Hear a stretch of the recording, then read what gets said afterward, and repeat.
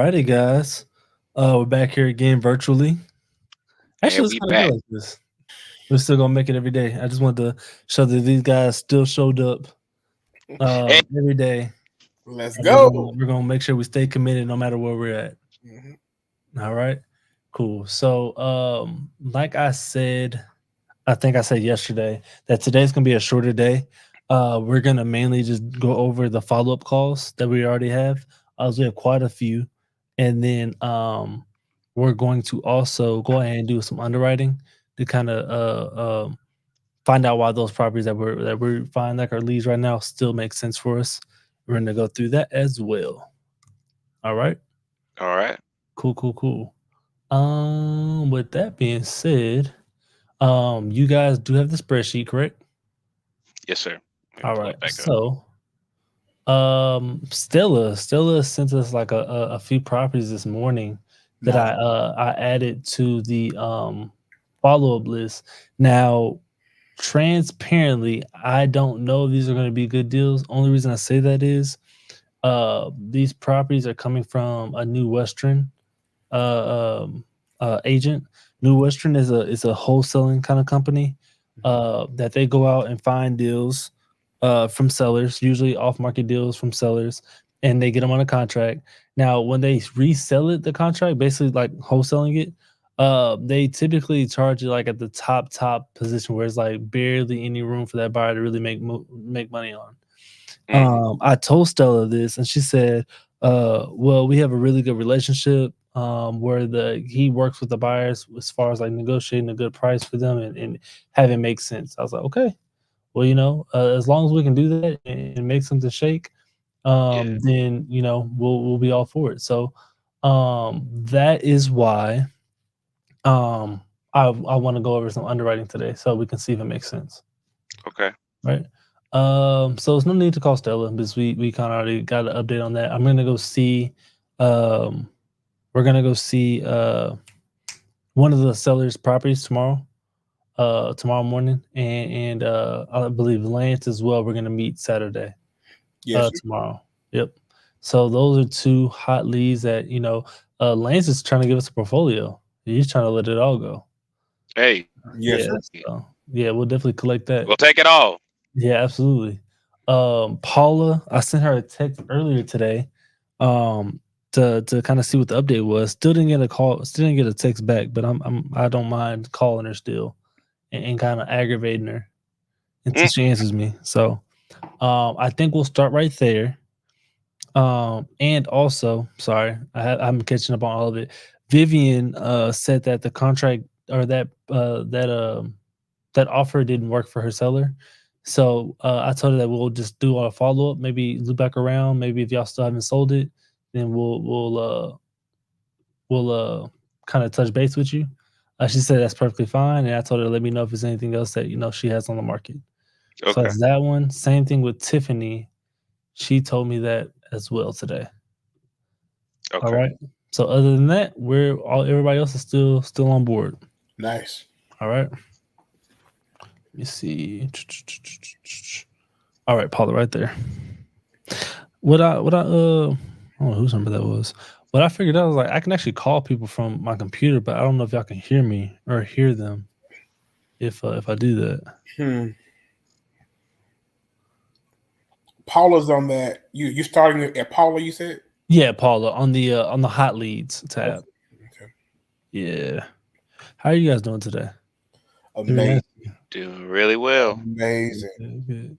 Hey, I'm excited to see that we um getting some heading toward the end in some areas. I'm excited. Oh yeah, absolutely. Mhm. Like I said, this is the hardest part.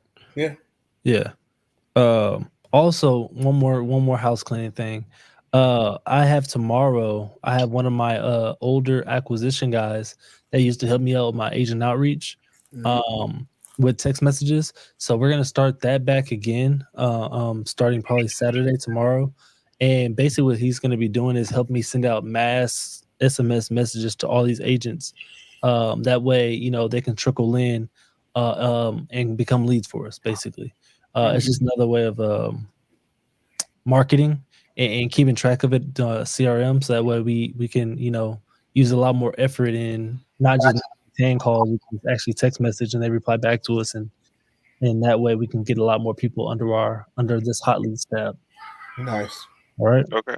Cool. All right. Let's go and call Paulo. Can you hear that okay? Yes, sir. Yes, sir.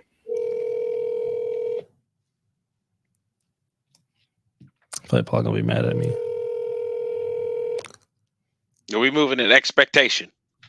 She's gonna be glad you called.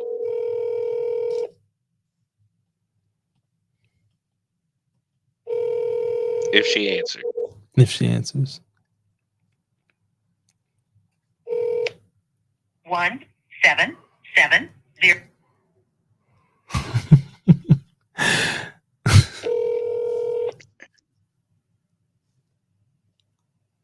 Come on, Miss Paula. We're trying to get you some money. Basically.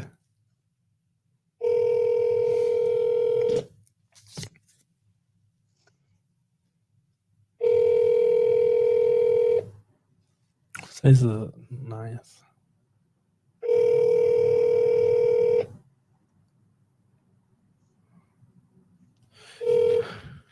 One 7709. They're probably not trying to hear it at all. And the more I'm looking at it, like, I think all these rest of these touch ups are the ones that I touched up, except for maybe Lisa. I think Lisa was Pastor touched on her. Mm-hmm. So I'm gonna Tiffany. I mean, not Tiffany. Ashley. She's not gonna have the property till the 11th. That's Monday. Okay. Richard said he'll keep me on standby because they're under contract, but they want to accept back for offers just in case this one falls through. And Celeste is the one in Houston that hasn't answered yet, or she hasn't Okay. she hasn't gotten back to me yet. Okay. You want me to call Lisa? Yeah, you can call Lisa. Absolutely. Okay. If I make a call through my phone, will it block me out of the live stream? I think it will. Okay. That's why he was saying, if you can log on through a laptop if you got one. Or your No, I tablet. don't. Yeah. I don't. Christian's using those for his schooling. I'm sorry, I missed. Okay. Go ahead and call Lisa. Okay.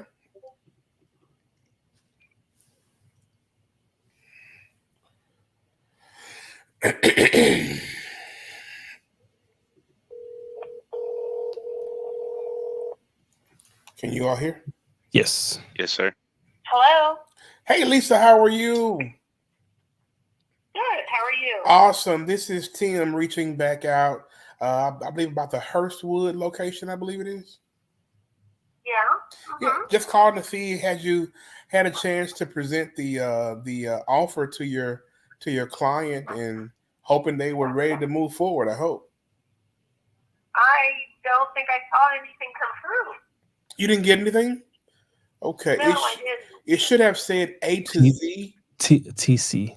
or it may say TC rather. Yep. Okay, hold on just a second. Let me look in my spam real quick. Okay. Who would it be from? A to Z. I mean, let me ask my partner. Hey, To be enriched assistance. enriched assistance. Either enriched assistance or A to Z. Hold on, let me just look. No worries. Okay. I don't see it. Okay. When you I have it. I'll resend it to her. email address, I'm sorry. Give me the email address again. I'm sorry. Yeah, let me make sure. it's Lisa M. Biddle at Okay. yahoo.com. Okay. Let me go to my spreadsheet to make sure I actually had it the way you just said it here. A lot of times people miss that M. Yeah, and we may have. Let me just look here real quick. Lisa was- M. Biddle. Hey, Dame, do you have Lisa Lisa M like Mary M. Biddle. Biddle. Biddle? Yeah. At Gmail, right? At gmail.com. Yeah. That's it's at Yahoo. Oh, I'm so wrong. That's And she probably said it why. too. Please forgive me. That'll be the so reason. No worries. And she said it like twice, and I still didn't catch it. Yeah. Okay. Yeah. That's the reason why. Okay, so he's resending it now, or he's going to have the assistant send it, one or the other. You should get it in a few minutes. Okay, well, I will take a look at it, Okay. and then I'll get in touch with the seller, and I'll let you know what they say. You are awesome. You're going to call back and say, we got a deal. I hope so. That would be nice. That's what I'm talking about. I appreciate it. Blessings to you. Blessings to you. All Bye-bye. right. Bye, Miss Lisa. So she's going to look at it and immediately get it to the seller. Yeah, that's definitely why it didn't get to her. Yeah. Okay. So I have it right here. I'm gonna copy it. Did somebody else just pop back in? I don't know. Oh, there we go. Yeah, my phone closed me out, y'all. My bad. Okay. Yeah. So I got the Yahoo thing wrong on that one. So that is being sent to her right now. Lisa and Biddle. I guess I just assumed it was Gmail. Everybody I uses said it wrong, Gmail. too. Mhm. And that one is the one on Hearst. I feel like Yahoo is rare, just like Hotmail. Yeah, or Verizon.net. Like what's her name? Pat. I don't know. Mm. Normally when you see those, they've been around for a long time. Yeah, no. Definitely you can tell she definitely has been around. Mm-hmm. I apologize for the delay. Here is our offer. All right. Sent that off just now. All right. And then and now that I say that out loud, I think I did the same thing for what's her name? I think I put at Gmail for what's her name? Patricia. Let me double check on her. I'm about to give her a call anyways. Should she be Yahoo as well, or she? No, she's Verizon.net. Verizon.net. That's so odd. I didn't even know you could send people stuff through Verizon. And I'm looking on my thing. I wrote down Verizon.net, so I'm hoping I just sent the right one. But I just sent off Lisa's. That's good. Sent to Pat Sales Homes for I don't know why I keep doing that. I'm probably just in a rush. I'm gonna call her right now and I'm gonna tell her that the offer's about to get sent to her. I put .gmail, but let me call Patricia real quick and let her know. Yes, sir. That it's coming right now to her. And so I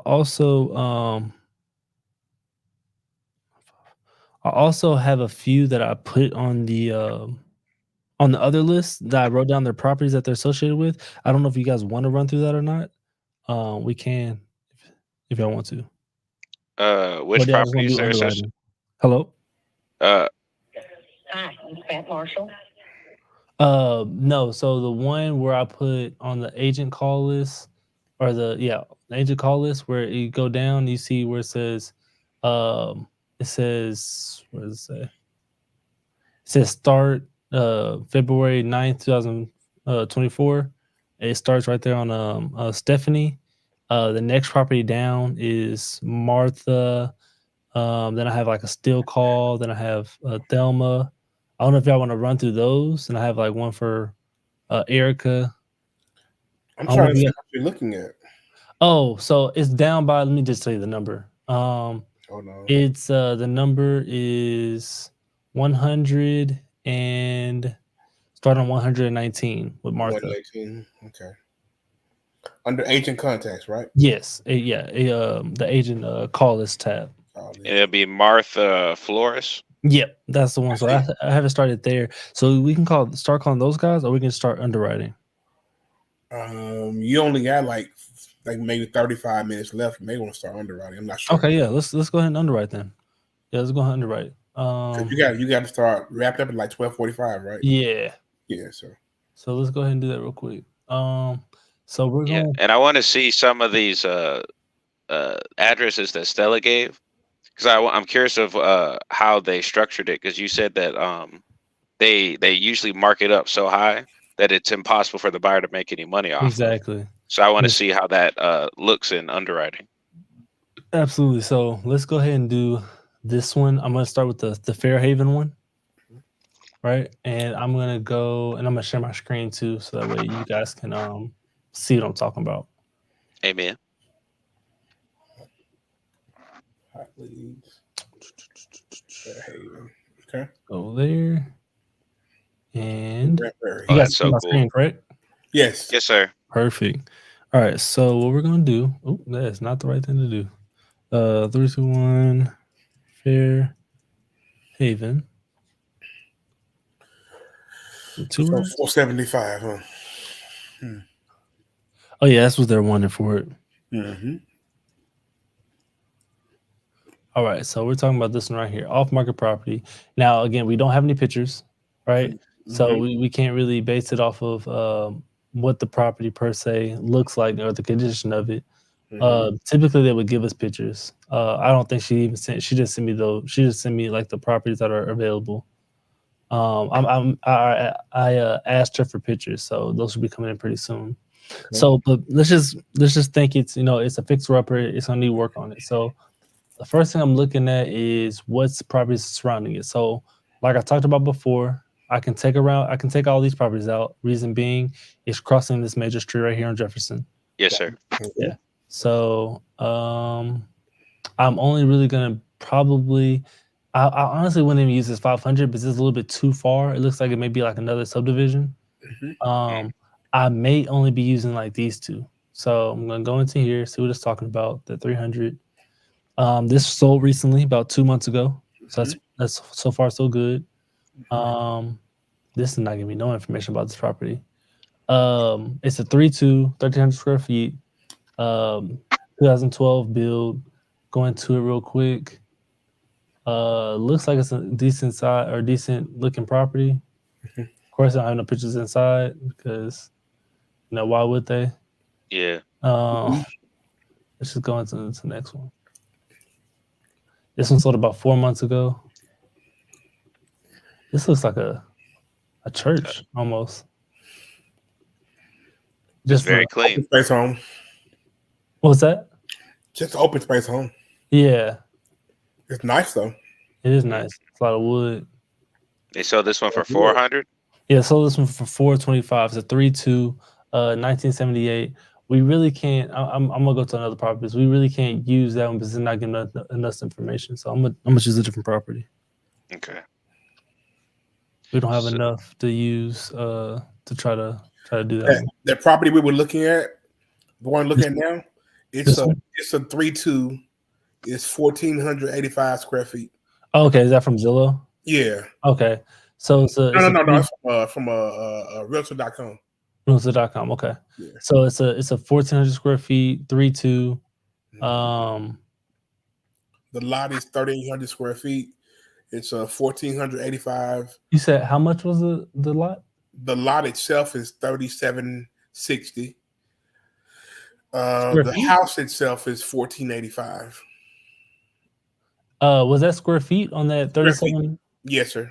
Oh, 3785. Okay. I'm thinking totally 3759 for the lot, the whole lot itself. Okay, got you. So it's a pretty small lot. Yeah. Okay, got you. Then the house itself, living quarters is 1,485. Okay. Yeah, so built in 1994. 1994. So these are all older properties. 1994, that's a newer one. It's still too far out. This one's definitely new. Okay. So in this instance, I would kind of venture out a little bit.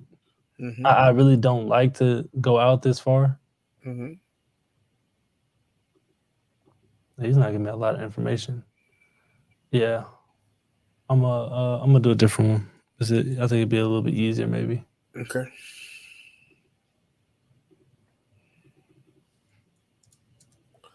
They should have had pictures of it. It has a fireplace and everything. Wow.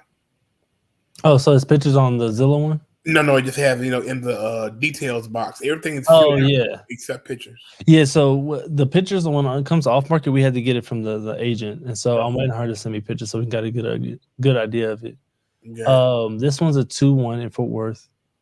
Not many comps again. Okay, there we go.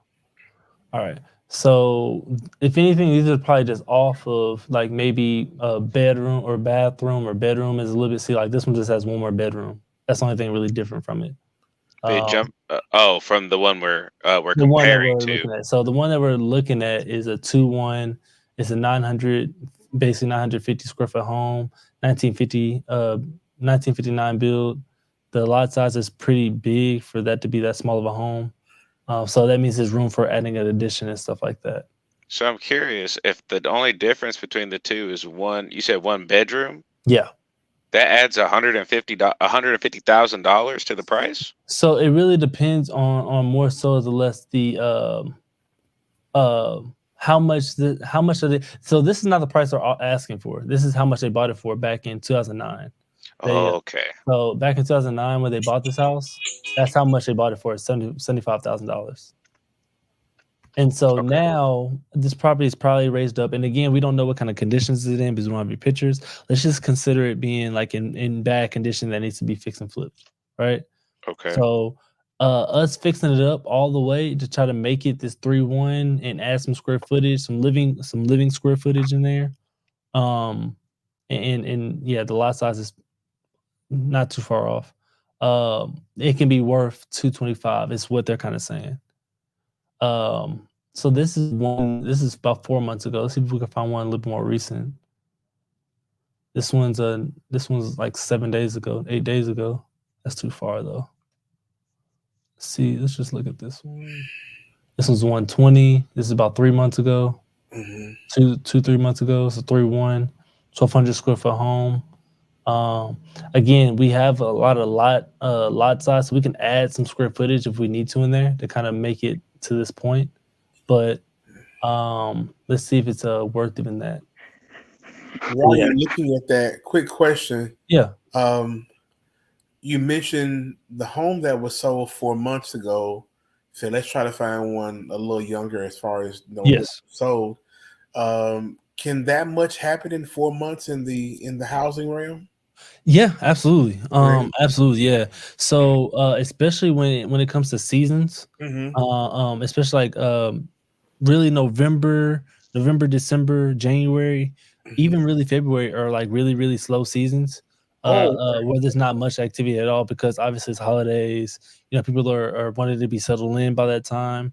And then you have your really hot months like your March, June, July, August. All those because people are out of school, kids are free to move and stuff like that. So families are more advocated to kind of move around during this time. So they may pay more just to kind of have that price, set in. And then some sellers may take less during the winter months because they just want to, hurry up and sell this house because they've been waiting all summer. Now they went into winter where it's slower. They just want anything they can get. So it really depends on that point. So 3 months, typically appraisers are not going to go back more than 3 months unless it's like no comps to use. Okay. Yeah. Awesome. Yeah. If there's no other comps to really use, they may go back like max like 5. I wouldn't even say 6, but they might go back like 5 months. So if they have to go back that far, would they just estimate it then based off of then to now, or would they just go off of then and your price would be based off of 5 months ago? Well, so what appraisers would do rather than go back in time more, what they would do, they'll rather expand their reach. And so instead of doing half a mile, they may go to like a 3/4 of a mile or a whole mile before they like go back. Okay. Yeah. Let me see. So right now we're in a half a mile radius. And so, I mean, it's not, if we have comps in this area, it just depends on what was the extra strategy be. This one obviously would be a fix and flip. So it'd be trying to see like, what can we turn this property into? I would want to turn it into a 3-2. I don't like 3-1s. So my idea is like, okay, what is something comparable that I can take into like make into like a good 3.2 that's within my range. And I would have to pay attention to lot size to this point. Like I know a lot size is only 6,000, so I need to find something preferably close to that. So this one right here is only what 1,000 off. That's okay. We can work with that. Now the square footage is 1,800, and so man, that sold date is off though. So let's try to use this. So this lot size right here.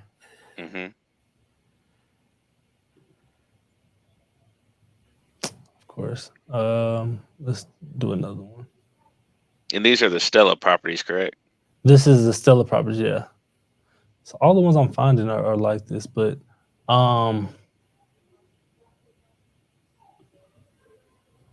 okay. So this one sold for 120. But you can see it was in bad shape. It was a 3-1. Yeah. They bought this recently, like 3 months ago. Their probably plans are fixing and flipping it into, fixing up where it needs to be at. Oh yeah. Look terrible. Woo! Yeah. So what I'm thinking is, if we do get this property from Stella, and say that we get it for under 120, with the same circumstances as this one's in, we don't really know. This may be a good buyer for us to, we can go into public record and see who actually bought this house.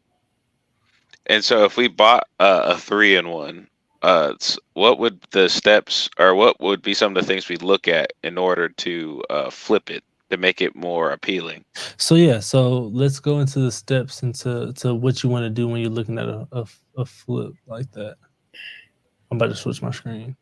While you're going into that, Yeah.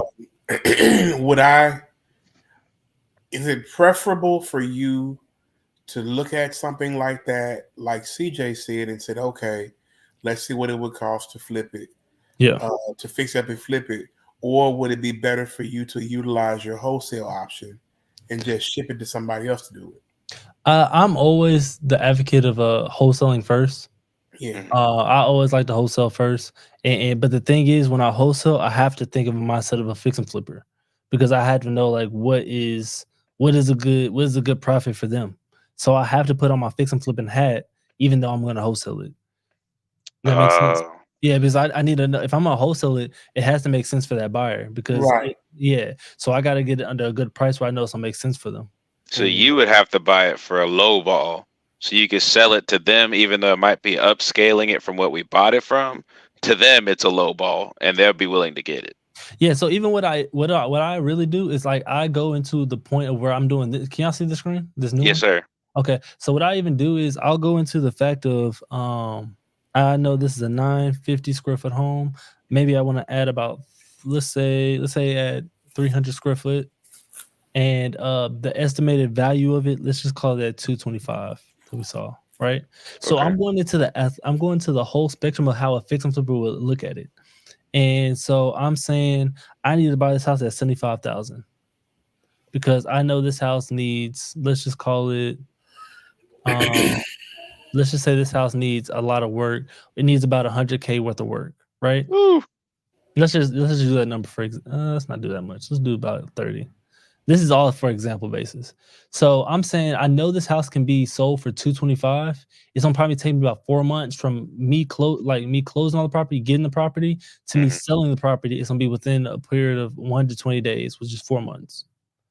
If I buy it at 75K, and I know my renovations will be around 81, and I go through my loan holding costs, basically my hard money lender that's going to loan me the money, they're going to loan me 70%, and they're going to loan me 100% of the rehab. So they're going to loan me all of this money, and then 70% of the purchase cost. And then your lender usually goes over that with you, and as far as like what kind of percentage they do, what kind of points they charge you and stuff like that. This is just an example basis. This is a hard money loan that's going to cost you 12% interest. Usually it's interest only payments. Okay. It depends on the lender. You have your points, which are upfront money that you pay to the lender to even get the loan started. If you have a private money lender that's going to fund your down payment and your loan origination points and stuff like that, This is a percentage example for them. You got your property taxes annually that you're going to pay because you have to pay taxes for the months that you have that property, insurance, utilities, all that kind of good stuff. And then you have your resale, the fix and flipper. After they fix it up, they got to resell it, so they got to pay closing costs again. They got to pay their listing agent, whoever listed the property, 30%. and sellers usually pay the buyer's agent as well. Mm-hmm. You guys follow that? Oh, wow. So you got to pay your listing agent and the buyer's agent. Yeah. Okay. So is it possible we can get an agent to do both? List it and buy it? Yeah.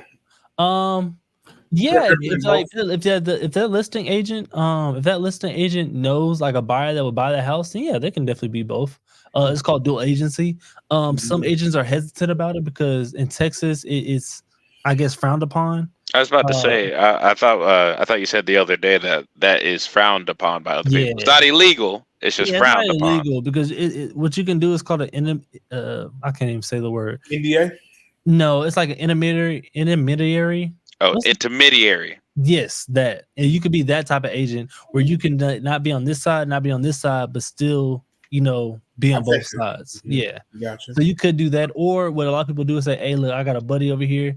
I'm going to put him as the buyer's agent, but I'm going to take part of his money too on the back end. And y'all don't got to talk about that, type of thing. So it's just some fine lines, but it's always ways around them. So you got to do the resale cost. So all this stuff added back into it, and they got to make sure they pay back their loan, the renovation money, pay their agent, all that kind of stuff. That's what that cost is going to be. So they're going to be walking away with around $40,000, which is a good day. I'll take that all day long. So now, from me knowing this portion of it, I'm gonna go back up here, and I'm gonna say, now that's if I'm buying it at 75. Now I'm sorry, that's if the buyers, the fix and flippers, are gonna buy it at 75. Now they're gonna buy it from me. I'm gonna say they're gonna buy it from me at 95,000. 95. There you go. Yeah, so I'm gonna add 20K to me and 75 for the seller. So now I can see the profit.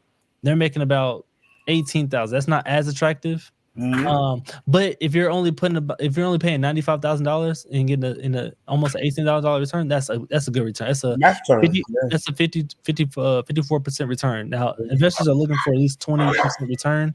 You're doubling that, right? So almost tripling it.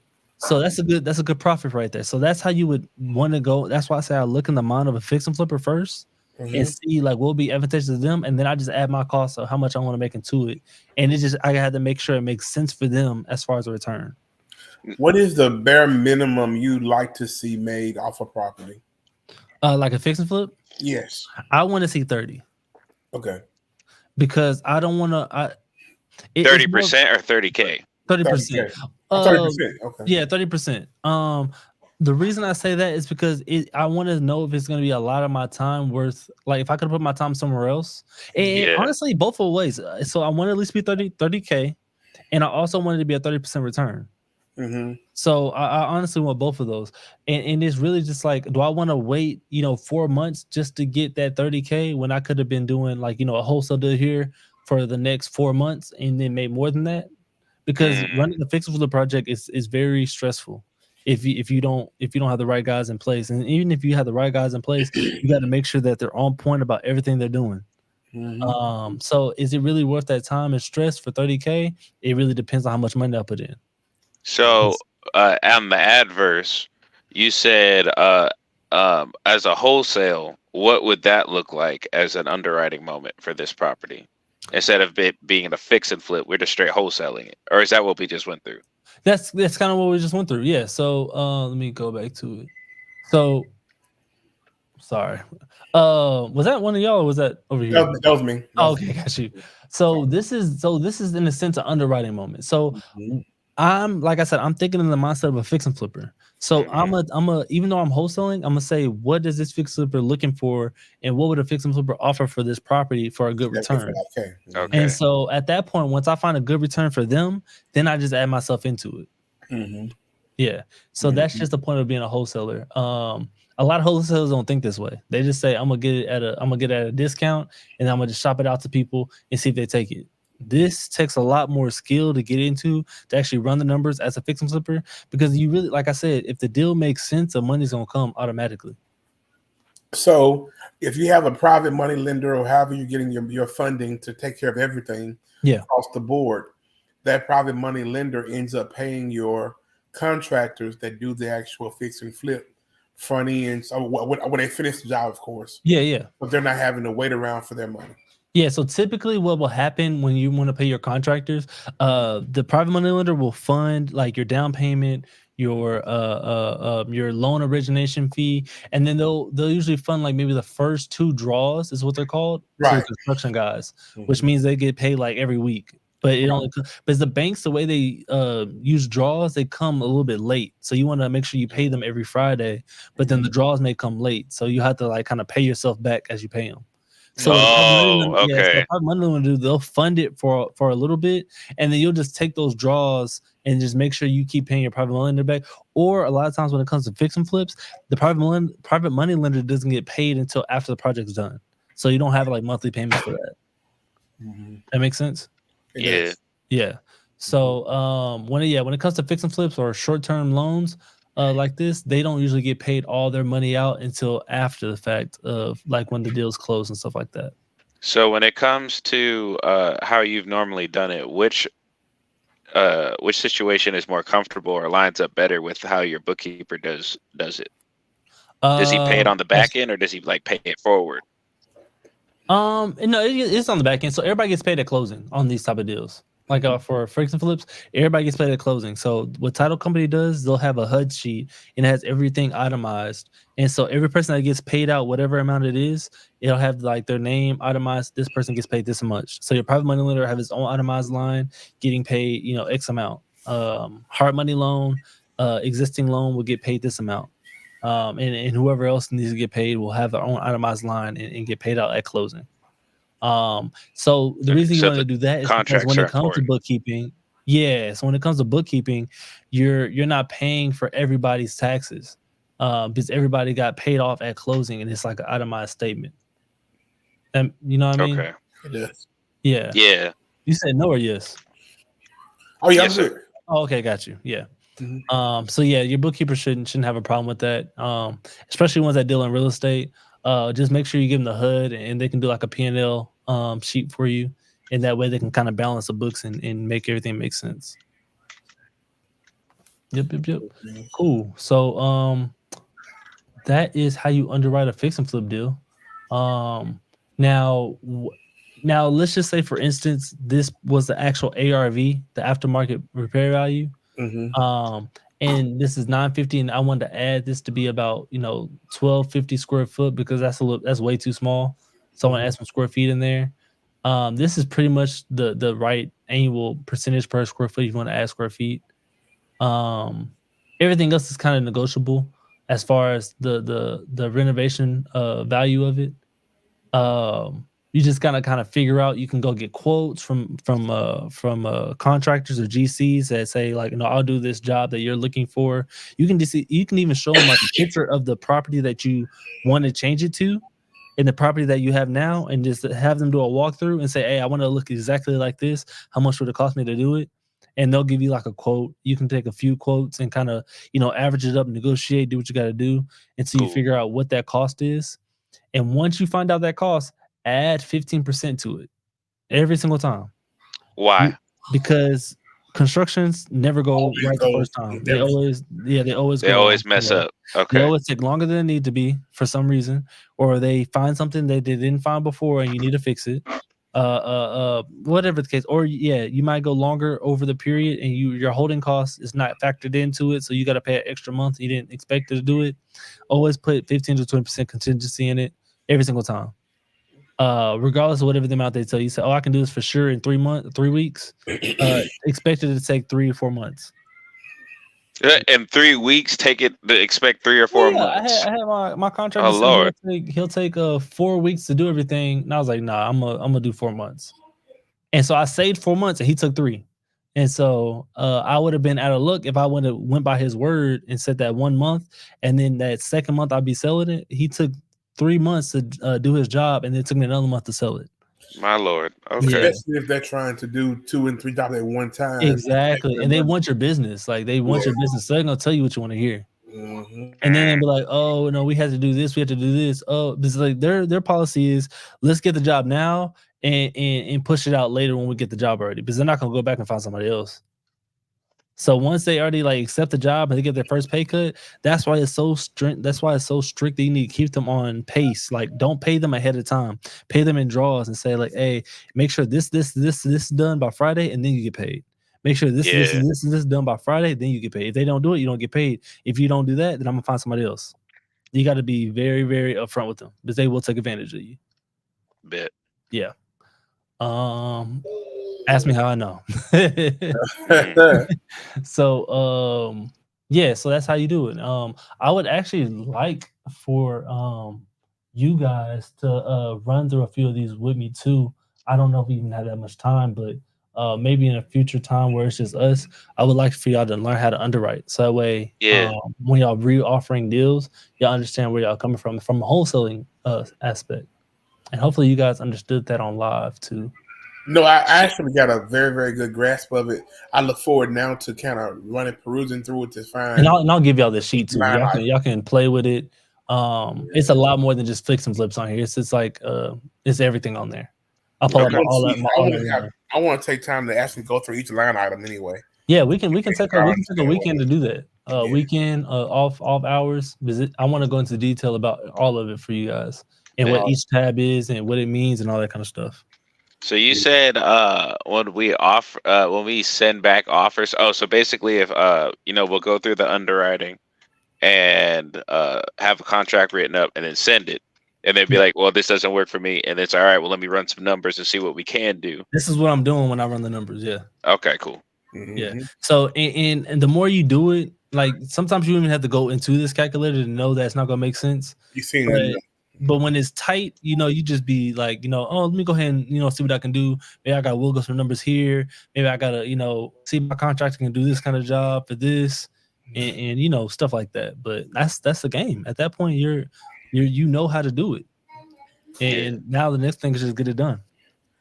And now, on behalf of Ava, your time is up, sir. Yes, sir, absolutely. Yeah, we have a Daddy Daughter dance today, so I got to get ready for that. Hey, go get it, Ava. Absolutely. Yeah. So I'm definitely looking forward to it. But I appreciate y'all coming on for this comp call. Thank you for having us. No, absolutely. And I'm gonna make sure I email out this spreadsheet and everything, and just look over it, play with it until we actually go in depth about it. Yes, sir. All right, guys. Well, y'all stay blessed and busy from a distance. You as well. And busy. And I'll see y'all tomorrow. Hey. All right. Oh, guys, tomorrow I will not be on the live because obviously we'll be at live meetups. So I will I don't know what I'll exactly do.